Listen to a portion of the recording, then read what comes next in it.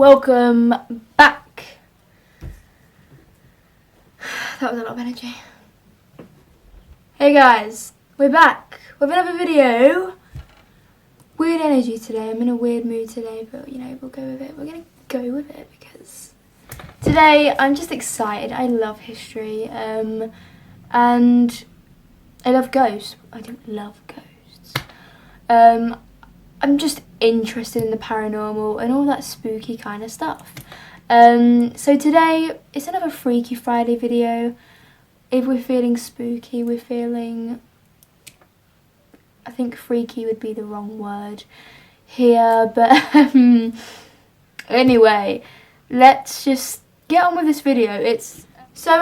Welcome back. Hi, my name's Marni. Nice to meet you, and if you're new to this channel, nice to meet you, I guess. Stick around, and if you enjoy my content, you might enjoy it, you might not. I'm not going to force you. So yeah, there you go. So today we're going to be doing something a little bit different. It's dark history, with a hint, or not a hint, a lot of paranormal. And yeah, so as you can see by the title, we are looking into the one and only Crescent Hotel, one of America's most haunted hotels, which has a lot of dark history, which we will be talking about today. And just a little disclaimer, if you are sensitive to any subjects like suicide or, you know, sensitive to, you know, death, I guess, because we do speak about a few sensitive subjects in this video, so a little disclaimer, if that is a trigger to you, please click off. I have many other videos that you can, not many, I have like 6 other videos you can enjoy. I will leave the card here for one of them, and yeah, or my channel is down below where you can click and you can go view the amazing channel of Marni. We're small at the moment, but we're growing, we'll get there. So yeah, right now, today, we are doing the Crescent Hotel. So if you're ready, I've warned you about the dark history. If you're ready to get spooky, because I know I am, let's just get on with the video.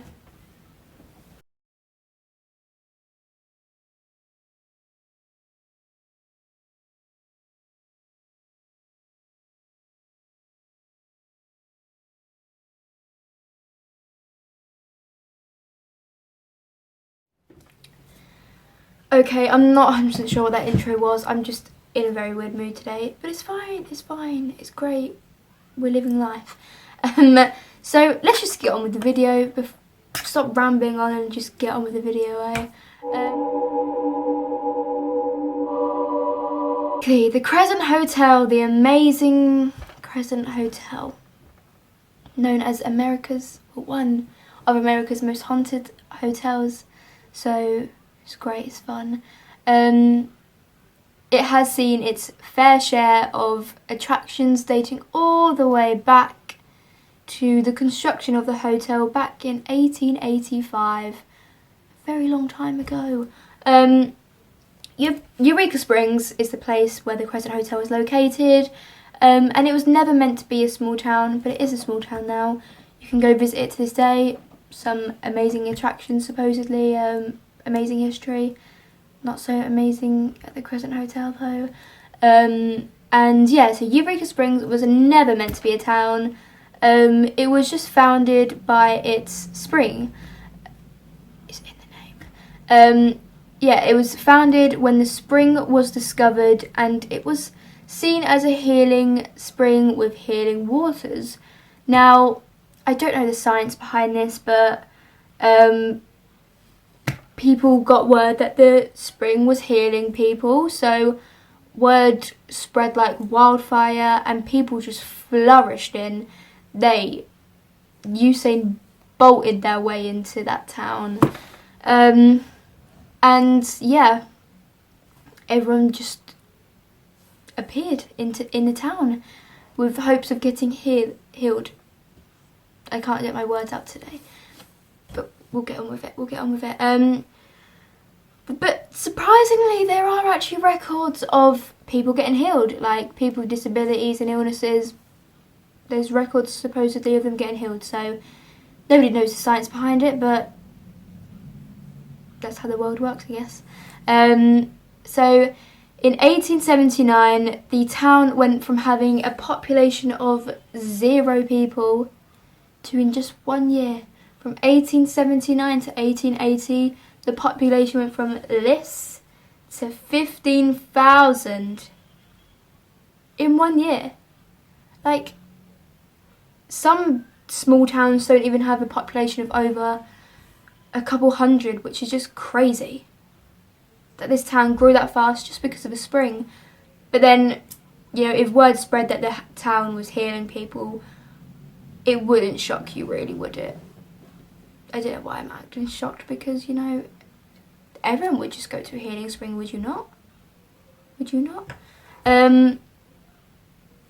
So yeah, people poured into the town and took advantage of the waters.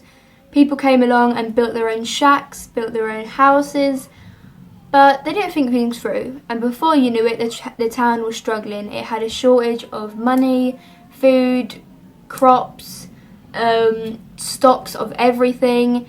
It was just struggling, and this superhero, supposedly for these people, who goes by the name of Powell Clayton, he had a vision to make this town a upscale health resort, and people loved that. People loved him.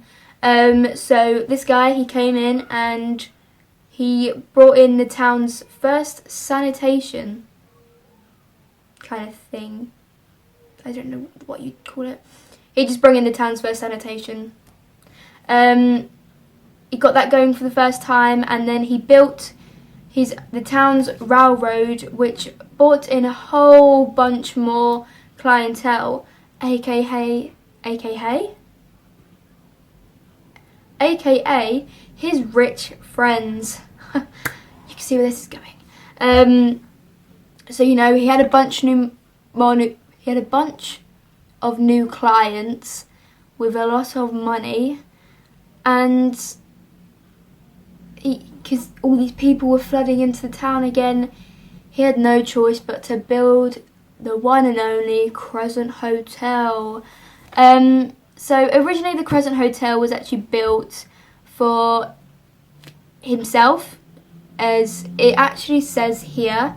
He built it for his own private getaway, along with his rich clients, aka his rich friends, clients again, and politics. Politics? Why politics? Nobody knows. So yeah, that's why the Crescent Hotel was originally built, and it was built on this beautiful mountain and kind of overlooking the town, I guess. So yeah, that guy kind of saved the town when it was going through some stuff. A century later, make sure I'm still recording, yes I am, people stopped coming to the springs for one reason or another, and the town just changed, and the Crescent Hotel changed along with it and became a conservatory for young ladies. And if you don't know what that means, it's basically a young girls' school / college, so girls roughly my age. So yeah, that's what it turned into. And the conservatory opened its doors from 1908 to 1927, which it then shut and then opened again in 1930 to 1934. However, it did not do this without tragedy. No. We're talking about the Crescent Hotel here.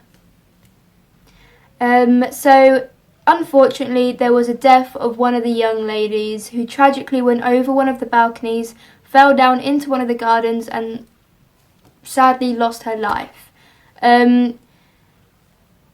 The examiner, you know, who examines bodies once they have sadly passed, he was shocked to find that she was with child when she died. Now, this was a massive shock to everyone, and it was known as a massive scandal of its time. So yeah, she was pregnant, which nowadays would be like, okay, she was pregnant, and what? But the reason why this was a massive scandal of its time was because the girls at the conservatory were under very strict rules 24/7. Even when they went out, they were heavily chaperoned, and they weren't even allowed to talk to the local lads. They weren't allowed. So how she got pregnant, nobody knows. I mean, obviously it's the birds and the bees of how she got pregnant, but I don't know how she got pregnant. I mean, I don't know. Obviously the birds and the bees, but like, who was a father to the baby? No one knows. How did she get out and, you know, experience the bird and the bees? Nobody knows. So she must have just been a Houdini of her time, you know. But sadly, you know, she was with child when she was pregnant, and people presumed that it was suicide due to her finding out she was pregnant. She got scared and just took her own life, which is just awful to think about. Or the next part just kind of put in my head, but what if she was, you know, pushed? Because it says here that since the accident, on occasion, people will experience what they explain as a ball of mist coming down from the balcony with a human figure inside the mist, and sometimes see a guy turning from where the mist falls. The workers call her the girl in the mist. Now, once this mist falls from the balcony, which is obviously supposedly this girl when she took her own life, you know, why is there a man turning away from where she jumped? Surely that would indicate that she was pushed and this man is quickly turning away before anyone notices. Or is it just the father of the baby, you know, who went on with his life, died, and then he came back and be like, oh, so this is what happened, you know? Can ghosts get revenge on other ghosts? I don't know. So, bit of confusion there, but we're going to move on. Then in 1937, Norman Baker, this guy needs a video himself. Awful man, and we're going to get into why he's an awful man. So Norman Baker arrived, and he was well known all over the country for his broadcasting, and then the fact that he had announced that he had the cure for cancer. I think you can see where this is going. So, Norman Baker, not Norman Bates. I think it might be people called Norman. I'm sorry if you're called Norman and you're just a normal guy, but every Norman I've heard of just kind of a bit, you know. So, yeah, he was famous for his broadcasting and announced that he had the cure for cancer. So he bought the Crescent Hotel for a song.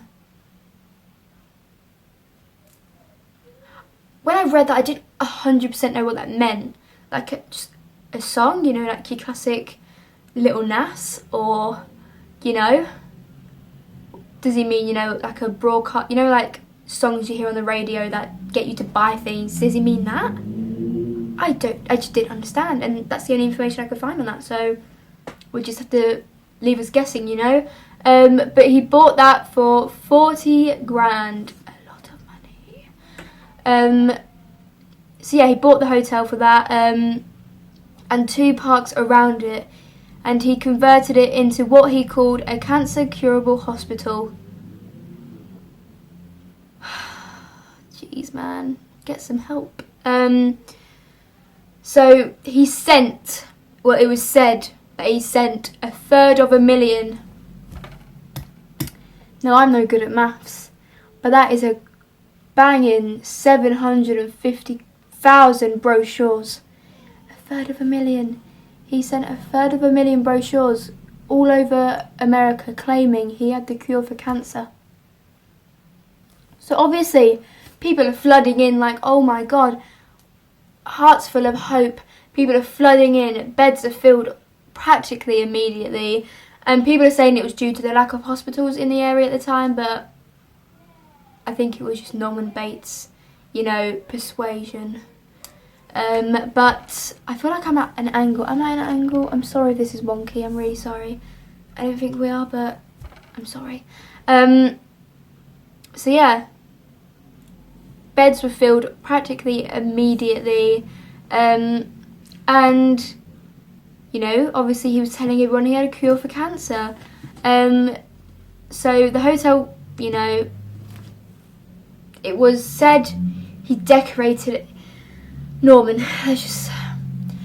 it was said he had a very weird sense of style, not style, what's the word? It was just said that he decorated the place in a very unusual way. People explained it as it looking like a carnival. Now I'm sorry, if you're sick, you know, your heart's full of hope that you're going to get cured, are you really going to care if the walls are painted a bright carnival red, or whether it's got, you know, beige wallpaper? I don't think you're going to care. Because you've been told that, oh my god, you're going to live, you're going to be cured of this awful illness. And this guy just decided to decorate the place as a carnival. As word for word, he said, sick people deserve to be around a happy, cheerful environment. Well, sir, why are you in the building then? Because you for sure are not a happy or healthy environment. So, you know, anyway, moving on. Yeah, people describe the place as a carnival looking, yeah, just, I don't know. Even though before it was decorated, like, it was just beautiful, and it was, you know, modern to the era, and it was just, no, everyone was just baffled why and what, just, yeah, I can't get my words out, but I think you understand.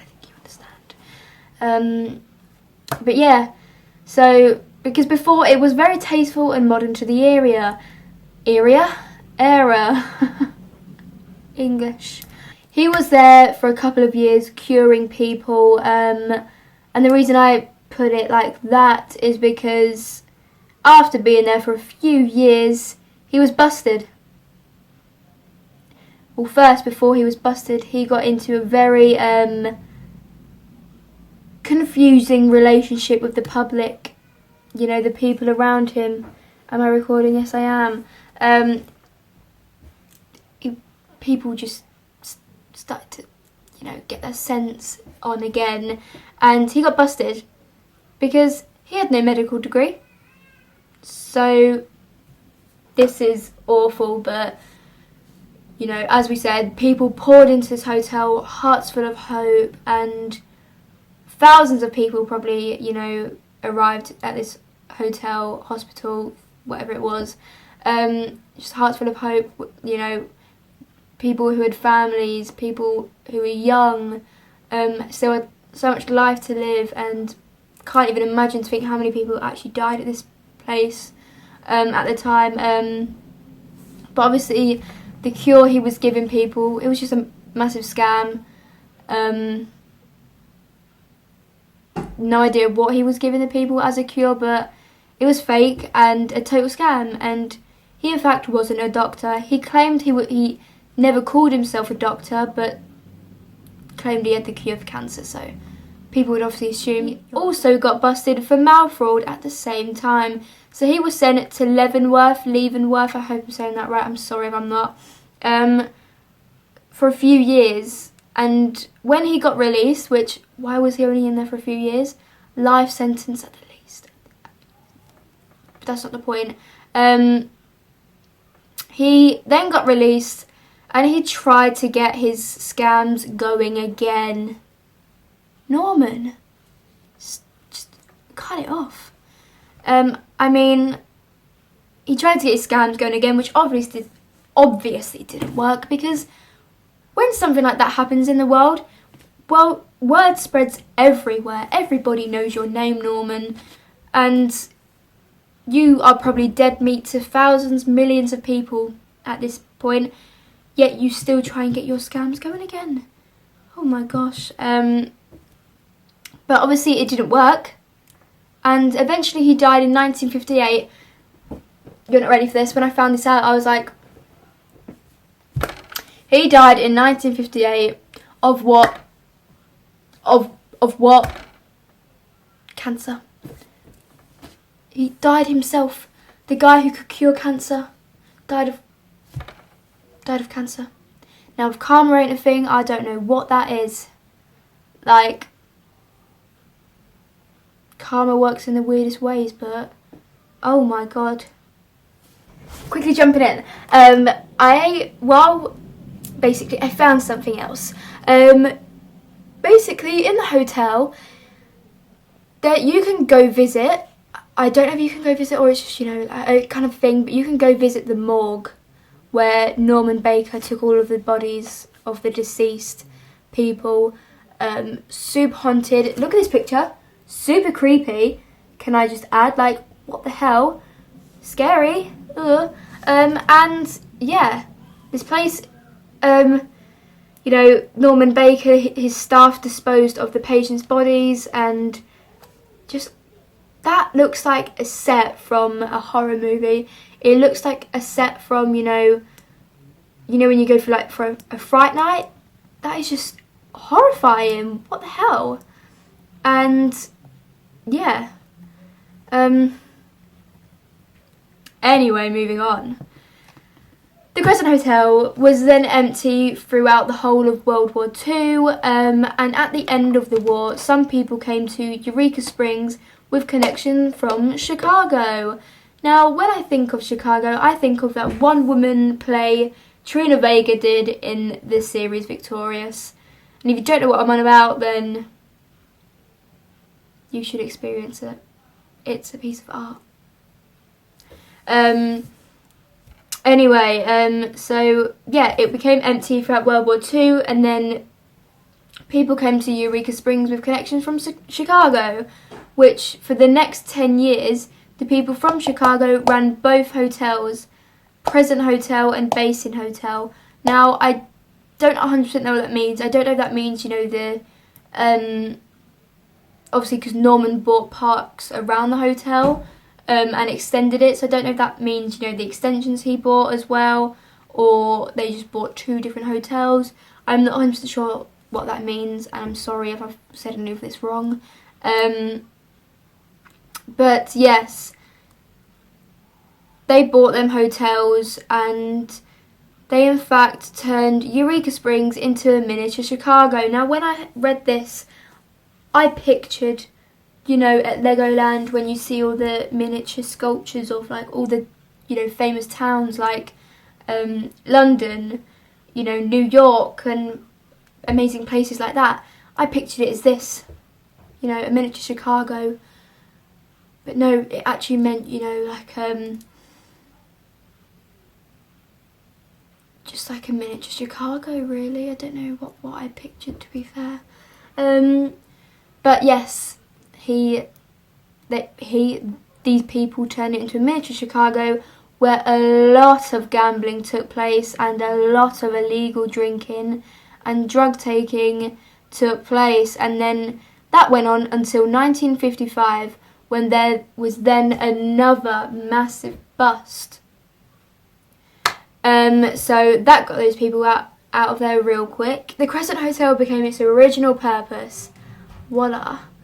And started up as a hotel again. But oddly enough, it wasn't doing well. So back in the late 90s, it was kind of in shambles, which is, this hotel just didn't have much luck back then. But Marty and Elise Rennick, I'm pretty sure I mentioned them before, arrived. They were here we go. Really testing me here. Preservationists. I hope I'm saying that right. If not, I'm so sorry. And they had hello. And they had some money, so they bought the Crescent Hotel and also the basement park on sale. So, that was the whole thing altogether. So, I mean, good on them. Good on them. So obviously they bought that.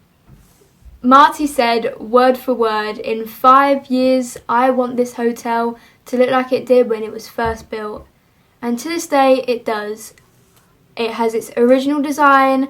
I'm obviously don't think it has the original furniture. It might in some places, but like it has the original structure, the original design, the original layout, all of that.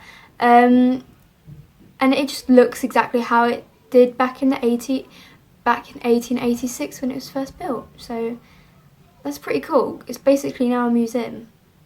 Super cool. There's this now amazing structured hotel in the most gorgeous spot at the highest point in the Ozark Mountains, which that sentence, as it says here, doesn't make sense at all, so I don't know if I said that right.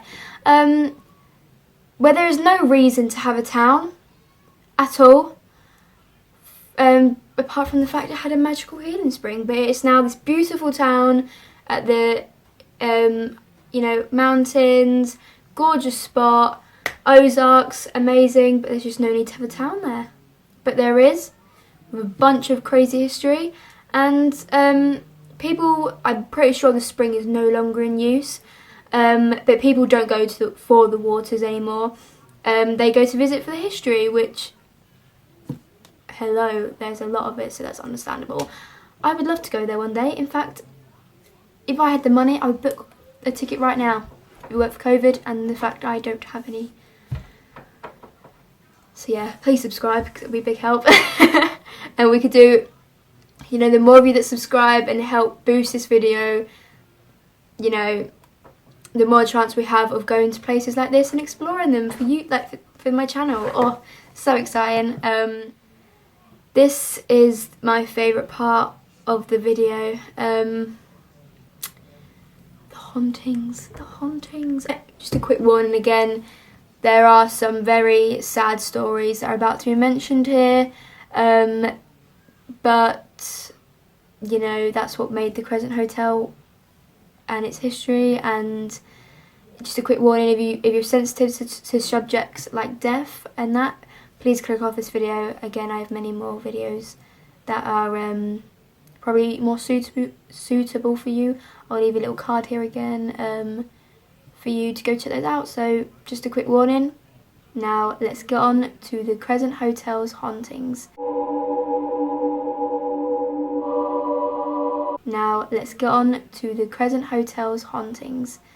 And its fellow ghosts. So it's been said that every spot in the hotel is in fact active, which, have you seen the size of this hotel? Have you seen the size of this hotel? I'm just saying, every spot in the hotel is active. So yeah, pretty crazy. There have been reports from every location in the building, which again, that's a lot. People to this day visit and keep coming back due to how active the place actually is, and for the well-known ghost tours, which I've heard so many good things about. So again, boost my channel so we can get to experiencing things like that on this channel, because it's my dream. You'll be helping me out a lot. So the ghost tours only tell a few stories due to there being so many, and the stories have been passed down for generations, keeping the history alive like we are today. So the hotel has received hundreds upon hundreds of reports, letters, and they even have a website where people will invite people to share their crazy encounters and experiences, where they still have new reports on a daily basis. I'm sorry, but every hotel I know, tries to hide the fact that, sorry, am I still recording? Yes, I am. Tries to hide the fact that hotels are haunted because, some guests are scared, that kind of stuff. But this place has a website dedicated to you telling your experiences and encounters, which I love. Go off. I mean, yes, I want to read some of these. If you want to see a part 2 to this video where I read some of the crazy encounters that we don't talk about today, please let me know, because I'd love to do that. So let's get into some of the reports and what is actually known of the ghosts at the Crescent Hotel. So, the earliest ghost recorded in the building was dated back in 1885. Whilst the hotel was under construction, there was apparently a young man, only 17 to 18 years old, known to be a good-looking and a ladies' man. He was working up on the roof one day when he saw a beautiful young lady strolling by, and he did everything to try and get her attention, resulting in him jumping about, waving his hands, calling to her. And unfortunately, while doing so, he lost his balance and came tumbling down all the way down the middle of the building and landed on a beam and sadly lost his life. I don't know if I should say this, but I guess... I'm sorry, but a dark sense of humour, but I guess you could literally say he fell for her. I mean, I'm sorry, I'm sorry. I'm sorry, okay, I'm sorry. But yes, he fell to his death from literally the highest point of the building, which is awful, on a beam, and get this. The beam is now part of the floor of room 218, which is apparently, obviously, super haunted. To this day, it's apparent he is still there and still likes the ladies. It's said that when you guys are staying in that room, there's hardly any activity for when the men are there. But when there's a woman and you're alone in the room, then it's reported that all kinds of stuff happens. Which, how far can a ghost go?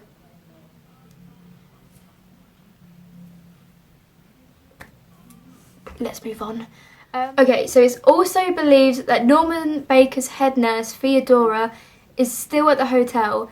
She's been seen outside her room fumbling around her purse for her keys, and she's been asked by people who have been staying at the hotel, who pass by her. They think that she needs help, so they ask, hi, do you need any help? And she's actually been said to reply saying, no thank you, I'm just trying to find my keys. Then people go, they pass by and come back and she's gone. Nowhere to be seen, no records of her staying at the hotel, etc. And it said she doesn't like rudeness and she doesn't like, mess. So if you're a rude guest or you're a messy guest, you best look out, really. Yeah. So just be kind.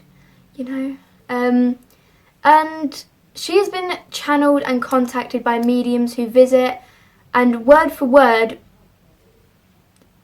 quotation, Theodora has a function here. It's her task to help people move on, end quotation. She is probably one of the most famous ghosts, and she's, apparently, from what she has manners, so just don't be rude, I guess. Be kind. Anyway, next. Room 3500 has produced some very unusual photography. People claim to wake up in the morning around 3:30 a.m. We all know what that means. Which is when the room is most active. I wonder why. And claim to see a lady in an old-fashioned nurse's uniform pushing a gurney along the hall, and what wakes them up are the squeaking wheels. That's crazy. That's just insane. Yeah, insane. What is she handing out, Because I don't think it's going to be croissants and fresh fruit. Just saying. I need to stop joking about this. Oh my god. Okay. Anyway, moving on. Another story is really quite sad. This one, I actually found the information on this one from a live ghost tour that I saw. But this story is about a 3-year-old little girl that died in the hotel. And what the owners of the hotel actually know about her is that her mother was in fact one of Norman Baker's nurses. So crazy. The whole 4th floor, I'm not sure how many floors there are in the building. I'll put the number here, I'll find out. But the 4th floor was the nurse quarters, and you know, where the nurses stayed when they weren't on duty, etc. And for some reason, this little 3-year-old girl was sat in the middle of the hall playing with her toys, completely unattended. She was just sat there by herself playing with her toys, and no one knows how or why she was unattended or how she got to this circumstance. But the banister to the hotel is rather short, and sadly the little girl went over the railings and lost her life at the bottom of the lobby on the 1st floor. Now that banister, the original one that caused her death, is actually still there to this day, and this little girl fell 4 floors down to her death, which is just awful. She was 3 years old, which is crazy. But yes, so that is the last story I actually have for you on the paranormal side. There's so many more, but this video is already so long.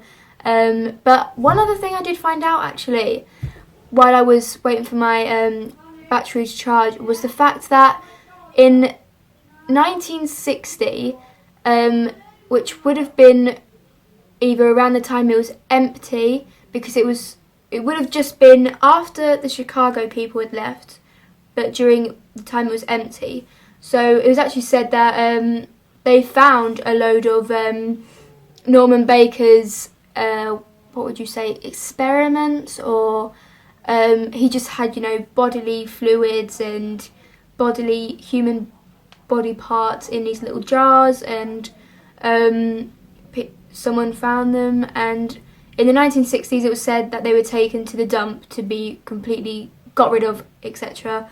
And it wasn't until recently that they actually discovered that that dump where they put everything was actually just buried in the backyard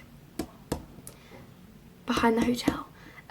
So not that long ago, I've got pictures here to show you, but not that long ago it was all discovered, and I'm pretty sure it's now on display, which is kind of crazy, and God knows how haunted it is just for the fact that these are now on display. But yeah, pretty dark, pretty gruesome, pretty American Horror Story kind of stuff. But yeah, crazy. But I'll insert some pictures as well of what the hotel now looks like. It is absolutely gorgeous, can I just say, like, wow. If I was on holiday and I saw pictures of this place, I'd be like, that's perfect. The gardens are stunning, it's got a swimming pool, the bedrooms are gorgeous, and the fireplace of this, you know, the main centerpiece in the lobby, gorgeous. And everything is, you know, original, you know, from the late 1800s when it was first built. All of it's original, even the banisters, the light fixtures, the structure, the design, the signs, etc, etc.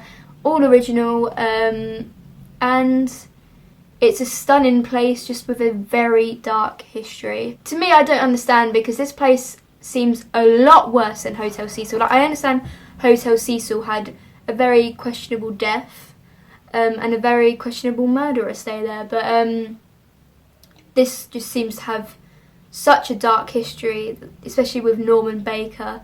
Like, I don't understand how, you know, there's not more reports of this place, there's not more, because I had to do, you know, some digging to find some of this stuff, really. Well, not digging, but, you know, like, there weren't many YouTube videos, you know, on the place, and